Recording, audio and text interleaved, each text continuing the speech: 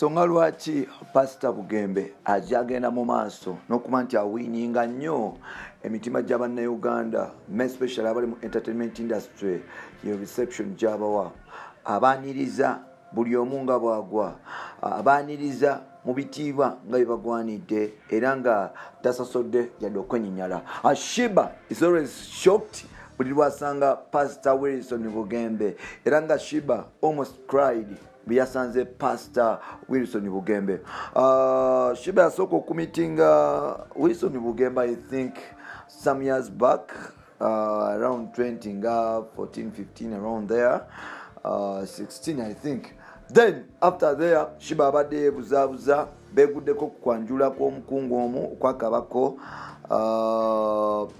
Shiba n'agambibwa ebigambo bino. Bugembe yagambye mwana sister kwagala nnyo, buli manya nti nkwagala nnyo, nkwagala ddala. Webale kubeera mukyalo omukozi omulungi, webale kwefaako, webale kuyiiya okusobola okuba nti weebeza ng'omukyala.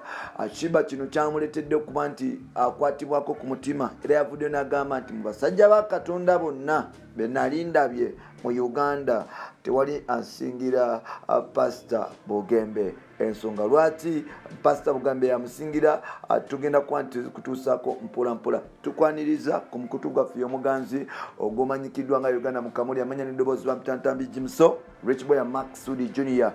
Webale kuba nti otambula nange, atambula nange okumala ebbanga lyonna. Ngenda kukuusa Bugenda mu maaso n'okuba nti yes oweekumira wano omupya subscribing tusobole okuba nti tutambula ffenna. Tubeeko ne gye tutuuka blood, tubeeko ne gye tutuuka olwono tusobole okuba nti tukwatagana. Angenda agamba nti sorry kyaliwa nga amanyikiddwa nga Mac Pro mukwate ali mu kkomera oba ali Dubai. Kyaliwa ngo yali Dubai. Mac Pro, Mac Fashions, bambi sorry my brother. Jona Joli njagala omanye nti nkwagala nnyo era saala zange ziri naawe my brother. Oyo musajja wange oyo ava mu kibuga Nansana yagendeyo Dubai kola mirimu bamukutte. Mpola mpola ebisinga sibimanyi naye kyensobola okuba nti mukolera for now. Now mukyala mukulu amanyikiddwa nga Shiba Kalungi, Samari Shiba Kalungi. Omukyalo ono nga yava wali mu kibuga Masindi n'ajja e Kampala n'atandika obulamu, omusaidize Kawempe eyo n'atandika yagenda mu maaso n'okuba nti oba oliawo aleka negative criticism n'akola ebintu ebyenjawulo n'afuuka ow'ettabu era nga yeeyita Queen Kama. Omuntu okweyita Queen Kama in Uganda, omuntu oyo abantu society mutwalanga ekintu ekyenjawulo nti abantu balaba Shiba ne balaba Shiba omusege. Let me call it, let me say it, because that is how people say, that is how people talk about her, that is how the world judge her. Abantu balaba Shiba ne balaba Shiba ng'omukyala omusege, omukyala eyagwenyuka, omukyala kagwensonyi, omukyala talina kyafiirwa. Ebyo bigenda mu maaso n'okuba nti bitomentinga n'okutraumatizinga Shiba Kalungi era nga buli lwagenda mu society ne bagamba omusege gugwo kimuyisa bubi. Shiba atuuka ekiseera n'abigumira n'agamba I am a bitch, Queen Kama baddest bitch, ng'alaba nti bye mumwogerera bimutabudde. And another incident is nti Shiba up to now tavangayo kulaga musajja we officially. People restock lesbian, malaya, something like that. I'm saying this because that's how people say. Sagala bantu bagambe nti nze agambye, but that's how people talk about Shiba before her or nga bamulabye. It is always bad to judge people. Shiba avudde n'agamba nti yensonga lwaki Shiba oba oliawo omutima gugenda mu maaso n'okuba nti gukaluba n'okukulusuka amaziga era nga bafuna omuntu asobola okumubeerako n'amugamba nti owaaye Queen weebale chapa mukwano. Omuntu oyo amutwala nga ali so special nga tamunaba kumujajinga. Now Pastor Bugembe ng'ojjeko ku bapasita abalala, Pastor Sempa nabadde mulaba wano ng'ajajinga Doreen Kabarebe nti akuna mayamuyise mu office n'agaana okugendayo n'amuvuma ebigambo bingi nnyo. I think that is not right. That is not right, because Katonda nawe yakusindika oba kukola mulimo ogwo genda okukola omulimo. That public sympathy gye mwagala ne cheap attention from media mbi. Now bapasita abasinga balumba abayimbi ababulijjo abatayimba nnyimba za gospel babayita bamalaya, devil worshiper, babateekako ebiboozi bingi. ebitagasa oba oli abibamenye emitima. Pastor Bugembe wanjawulo era Shiba olwamulabeko yagambye nti oh my God, this is my favorite a man of God.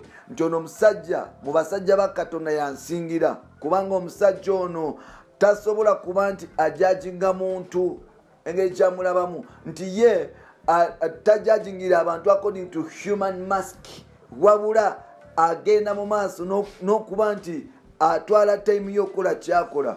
Nti Shiba yavudde n'agamba nti ate n'ekyo ekintu si kyangu, Mukama Katonda kuwanga kitone. It is another talent, it is another thing ekiri rare mu bantu abalala.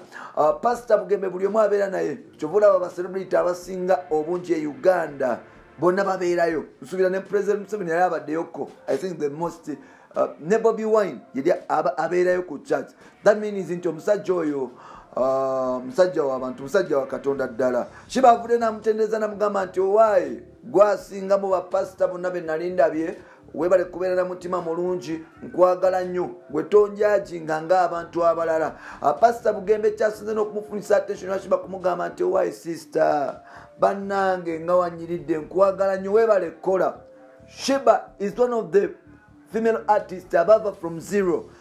Ono omwana alina obulamu obanga bwa Bobi Wine, simanyi oba busingano bwa Bobi Wine, nti ava mu alina a poor family background, naye ng'omukyala atobye okusobola okuba nti afuna kyakoze. Nze Shiba is one of my y'omu ku bantu bendaba ne ngamba nti that queen, that girl akoze ebyaddala, nti omulabo oyo omukyala, she works so hard, she has achieved, but still akyakola.